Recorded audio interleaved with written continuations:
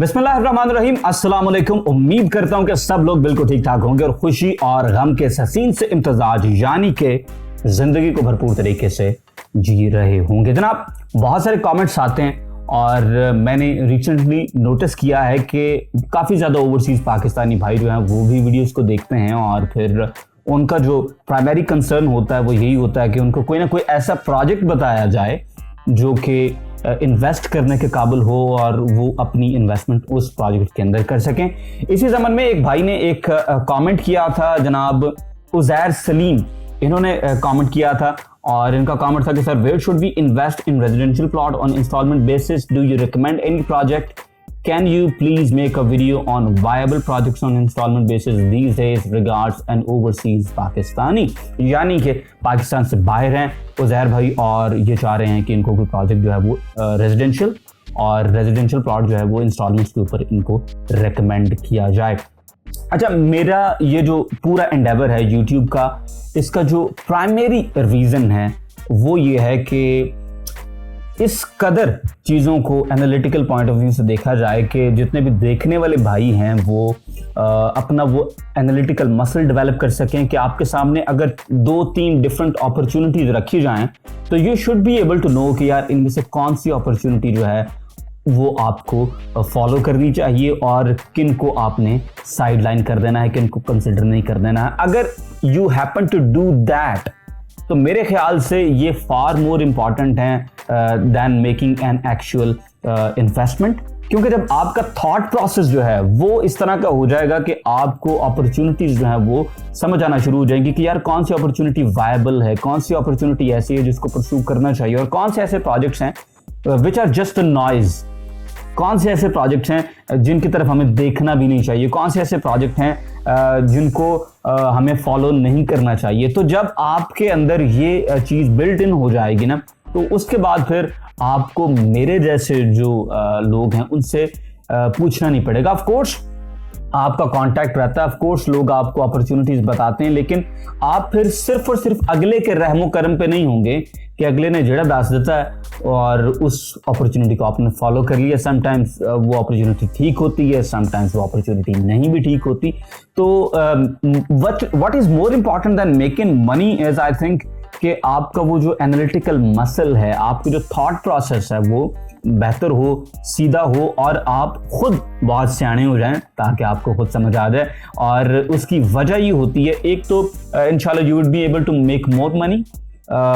इन investing, दूसरा ये है कि you would be able to avoid any cons that might happen to you. तो ये इसलिए मैं चीज़ों को खोल के देख रहा होता हूँ। और ये चीज़ एक और कि जिस प्रोजेक्ट पर तनकीद चल रही होती है, इसका ये मतलब नहीं होता कि वो प्रोजेक्ट बुरा है या वो प्रोजेक्ट गलत है और उस प्रोजेक्ट के अंदर आपको इन्वेस्ट नहीं करना चाहिए होता। उन प्रॉब्लमेटिक पार्ट्स को डिस्कस करने का मतलब भी होता है कि कोई ना कोई लर्निंग वहाँ पर छुपी हुई होती है, कोई ना कोई नुक्ता छुपा हुआ होता है और उस नुक्ते को आपने पिक कर लेना होता है। कभी भी किसी एक सिर्फ और सिर्फ रीज़न पर आप कोई प्रोजेक्ट पकड़ नहीं लेते कि ये अच्छा है और सिर्फ एक किसी रीज़न की वजह से आप वो प्रोजेक्ट छोड़ नहीं देते कि यार ये फारिग प्रोजेक्ट है। मैं अक्सर कहता हूँ कि मल्टी वेरिएट प्रॉब्लम्स होते हैं, एक से ज़्यादा वेरिएबल्स होते हैं जो कि अपना अपना रोल प्ले कर रहे होते हैं और आपने ये अपने अंदर एबिलिटी बिल्ड करनी है कि आप उन डिफरेंट वेरिएबल्स को फर्स्ट ऑफ ऑल पहचान सकें और उसके बाद देख सकें कि किस वेरिएबल का कितना इम्पैक्ट होगा उस पर्टिकुलर प्रोजेक्ट के ऊपर, और उनमें अगर आपको लगे कि you can make good money तो आप उस प्रोजेक्ट के पीछे चले जाएं। और अगर आपको लगता है कि नहीं यार it will take too much time और या ये it will not make you money, या फिर पैसे बनाएगा लेकिन इतना टाइम लगेगा कि उस पैसे का आपको कोई खास फायदा नहीं होगा क्योंकि इन्फ्लेशन होती है, महंगाई हो रही होती है, तो समटाइम्स आपके जो गेन्स होते हैं, आपके जो प्रॉफिट्स होते हैं वो सिर्फ और सिर्फ इन्फ्लेशन खा जाता है, तो वो आपको कुछ बचता नहीं है। फॉर एग्जांपल अगर हम 15%, जिस तरह से पाकिस्तान में बाय द वे आजकल महंगाई हो रही है, आप let's say 15% is a big number by the way, लेकिन इन्फ्लेशन के लिए हम कहते हैं, और 5 साल के बाद आपके पैसे डबल होते हैं, लेकिन इन्फ्लेशन भी जो है वो रहती है लेट्स से ऑन 15%, तो सर 5 साल के बाद तो ये पैसे वैसे ही बहुत कम हो जाएंगे। यानी कि अगर आपने 75% इन्फ्लेशन आपके पैसे खा गई है, जो आपने प्रॉफिट बनाया है, ऊपर सिर्फ 25% आपने प्रॉफिट लिया है। इसकी मिसाल ले लें कि अगर हमने इन्वेस्ट किया था 5 साल पहले 10 लाख रुपए और 5 साल के बाद पैसे डबल हुए, लेकिन 5 साल में अगर इन्फ्लेशन जो है वो हाइपर इन्फ्लेशन हुई 15% के हिसाब से, और 75% पैसे तो यानी कि 7.5 लाख रुपए तो सिर्फ इन्फ्लेशन का आ गया। आपका असल प्रॉफिट 2.5 लाख रुपए है। खैर ये इन्फ्लेशन की एक काफ़ी मैं कहूँगा कि ज़्यादा ओवर ड्रामेटिक किस्म की एग्जाम्पल थी। लेट्स से इन्फ्लेशन जो है 10% इज़ अ सेफ नंबर, तो 5 साल में अगर 10% इन्फ्लेशन के हिसाब से लगाएं तो दैट्स गोना बी 50%। तो आपकी जो इन्वेस्टमेंट के ऊपर गेन्स आए हैं वो आपको पूरे नहीं आए। फिर अगर आपने 10 लाख को 20 लाख किया तो आपको प्रॉफिट सिर्फ 5 लाख का हो रहा है, 10 लाख का फायदा नहीं हो रहा। तो फिलोसॉफिकल पार्ट्स जो हैं उनको टच करने का मकसद ये होता है ताकि आप different factors, you should be able to understand money. First of all पैसे को समझें, उसके बाद इन्वेस्टमेंट्स को समझें, इन्वेस्टमेंट्स के अंदर आने वाले मुख्तलिफ जो नुक्ते हैं उनको समझें, क्योंकि तुहानू पता एक नुक्ते च गल मुकदी है, फड़ नुक्ता छोड़ हिसाबा नू, तो नुक्ते फड़ने आने चाहिए ने। बाकी जहाँ तक बात है जनाब रिकमेंडेशन की, तो बहुत सारे प्रोजेक्ट्स हैं मार्केट के अंदर, ऑलमोस्ट हर बजट के अंदर, हर साइज, हर शेप, हर फॉर्म के अंदर प्रोजेक्ट्स मौजूद हैं। लेकिन once again I would say कि हर प्रोजेक्ट जो है वो इन्वेस्ट करने वाला नहीं होता है, और हम कोशिश करते हैं कि ऐसे प्रोजेक्ट्स के साथ काम करें, ऐसे लोगों के साथ काम करें फर्स्ट ऑफ ऑल जिनसे हमने खुद पैसे बनाए हों। That is the most important part, क्योंकि मैं माशाल्लाह मैं पहले इन्वेस्टर था, उसके बाद मैं सेल्स में आया हूँ। इससे पहले मेरा माशाल्लाह सॉफ्टवेयर डेवलपमेंट का बिजनेस था और उधर से फिर मैंने स्विच किया। मैंने खुद अपनी इन्वेस्टमेंट्स करने के बाद I came into the sales part because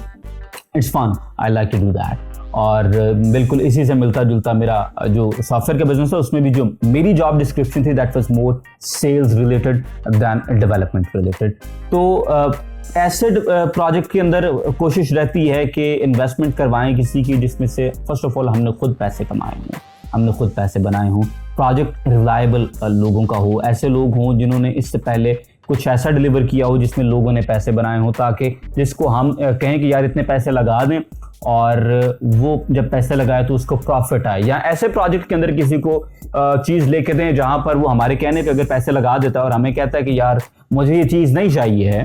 तो हम उससे कहें कि अच्छा यार चीज़ हमें दे दो, प्लॉट हमें दे दो, पैसे ले जाएं, आप अपने पैसे ले जाएं। ऐसे प्रोजेक्ट के अंदर किसी को ना फंसा दें कि जहाँ पर अगला बंदा कहे कि यार मैंने मेरे पैसे वापस लेके दो और उसके पैसे फिर आप निकाल ही ना सकें। फिर आपको ये कहना पड़े जी मार्केट डाउन है जी, पैसे मिल नहीं रहे यार, मार्केट बहुत नीचे आ गई है, जहाँ रीसेल वैल्यू नहीं है। तो हम वंस अगेन ZM के प्रोजेक्ट्स जो हैं उनको रेकमेंड करते हैं, और इसके अलावा जो MPCHS के प्रोजेक्ट्स उनको रेकमेंड करते हैं। और इन दोनों प्रोजेक्ट्स में देखें तो आजकल फैसल हिल्स जो है उसके अंदर 435 वाली जो फाइल है मेरे ख्याल से ज़बरदस्त है इंस्टॉलमेंट्स के ऊपर, आपको उसकी तरफ चले जाना चाहिए। या अगर उसी फाइल में आपको पता है इस टाइम आपको 23-24 लाख रुपए इन्वेस्ट करने पड़ेंगे क्योंकि वो 6 इंस्टॉलमेंट्स के साथ ट्रांसफ़र हो रही है, तो उसी बजट में अगर आप चाहें तो मल्टी रेजिडेंशियल ऑर्चर्ड स्कीम के अंदर आप 5 मरला का प्लॉट उठा सकते हैं, उसी ऑलमोस्ट सेम बजट ब्रैकेट के अंदर है। बाकी मैं ये समझता हूँ कि अगर किसी टाइम पर आपके पास इतने से पैसे हैं जो आप किसी ऐसे प्रोजेक्ट में लगा सकते हैं जहाँ पर आपके पैसे फंस जाएं, जहाँ पर आपको उनको रिटर्न्स ना मिले, तो उससे बेहतर ये होता है कि आप अपने पैसे अपने पास रखें। पास रखने का फ़ायदा ये होता है कि आपको कोई अनफोर्सीन किस्म की ज़रूरत पड़ गई है जो आपके रडार के अंदर ही नहीं थी, and now you need your money, तो आपके पैसे जब तक आपके पास हैं तो आप उसको लगा सकते हैं अपनी ज़रूरत के तहत। दूसरी चीज़ ये होती है कि समटाइम आपके पास अगर आपने पैसे रखे हुए हैं किसी गलत प्रोजेक्ट में फंसा नहीं दिए, तो जैसे ही कोई अच्छी अपॉर्चुनिटी मिलती है आप उस अपॉर्चुनिटी को ऑप्ट कर सकते होते हैं। तो अगर आपको लग रहा है कि इस वक्त कोई ऐसी चीज़ मौजूद नहीं है मार्केट के अंदर जिसमें आप अपने पैसे दिल खोल के लगा सकें, तो आपको वेट कर लेना चाहिए। Just investing for the sake of investing कि यार लाजमी इन्वेस्ट करना है, और अगर कोई अच्छी चीज़ आपके बजट में ना पड़ रही हो और आप किसी गलत चीज़ में फंस जाएं, तो मेरे ख्याल से ये कोई अच्छा डिसीजन नहीं है। तो ये थे जनाब हमारी आज की वीडियो। मेरी किसी बात के साथ अग्री करते हैं तो लाजमी बताएं, किसी के साथ डिसएग्री करते हैं वो आप लाजमी बताते हैं, बड़ा अच्छा लगता है जनाब। और I am one of those के जिन्हें तनकीद टाइप चीज़ जो है वो अच्छी लगती है, बिकॉज मुझे लगता है कि ग्रोथ और लर्निंग जो है वो उसी तनकीद के अंदर होती है। अगर वो तनकीद सच्ची मुची हो और कोई ट्रोल ना कर रहा हो, सिर्फ और सिर्फ तेज़ा पानी ना लगा हो, सच्ची मुची जो तनकीद होती है वो तनकीद कर रहा हो, तो खैर जरूर बताइएगा कोई बात अगर आपको अच्छी लगी, कोई बात बुरी लगी है, और इसके साथ साथ वीडियो को लाइक किया करें, शेयर किया करें। इंशाल्लाह I will see you in the next one. Till then अल्लाह हाफिज।